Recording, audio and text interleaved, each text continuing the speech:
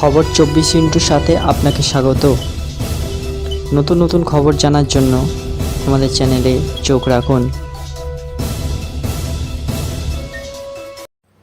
নমস্কার দর্শক বন্ধুরা, স্বাগত আমাদের এই চ্যানেলে। লিগ টেবিলে প্রথম দুইয়ে শেষ করার ইতিবাচক এবং নেতিবাচক দুই দিকই আছে। প্রথম দুইয়ে থাকা মানে ফাইনালের জন্য দুবার সুযোগ পাওয়া, এটা একদিক থেকে পজিটিভ মনে হতে পারে, কিন্তু আত্মতুষ্টি ঘিরে ধরলে এটাই নেগেটিভ। অনেক ক্ষেত্রেই দ্বিতীয় সুযোগে পা হড়কানোর সম্ভাবনা থাকে। গৌতম গম্ভীর মেন্টর হয়ে আসার পর আত্মতুষ্টির কোনো জায়গা আসতে দেননি টিমে, তেমন কেউ নেই তা নিয়ে ভাবনাও নয়। ফেলসল্ট দেশে ফেরার চাপ তৈরি হয়েছে সেটা সমর্থকদের মধ্যে। মিচেল স্টার্ক পারফর্ম করতে না পারায় অস্বস্তি তৈরি হয়েছিল। গম্ভীর ভরসা রেখেছিলেন এখন ট্রফি থেকে আর মাত্র এক ধাপ দূরে কেকেআর। এক দশকের অপেক্ষা কি মিটবে? আর জন্য আর একটাই ম্যাচ জিততে হবে, আর সেই ট্রফির মাঝে পৌঁছে গেল কলকাতা নাইট রাইডার্স। প্রথম কোয়ালিফায়ারে সানরাইজার্স হায়দ্রাবাদকে 8 উইকেটের বিশাল ব্যবধানে হারালো কলকাতা। ইনিংসের প্রথম ওভারেই ট্রাভিস হেডের উইকেট ছিটকে শুরুটা করেছিলেন মিচেল স্টার্ক। জোড়া 6 মেরে ফিনিশ করলেন শ্রেয়াস আইয়ার। মাঝে দাপট দেখালেন ভেঙ্কটেশ আইয়ার।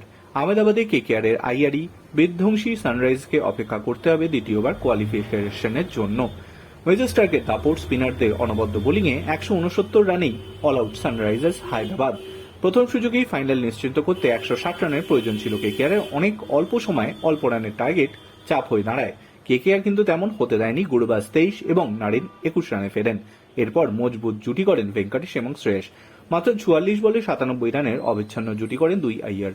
38 বল বাকি থাকতে 8 উইকেটে বিশাল জয়। Bureau report.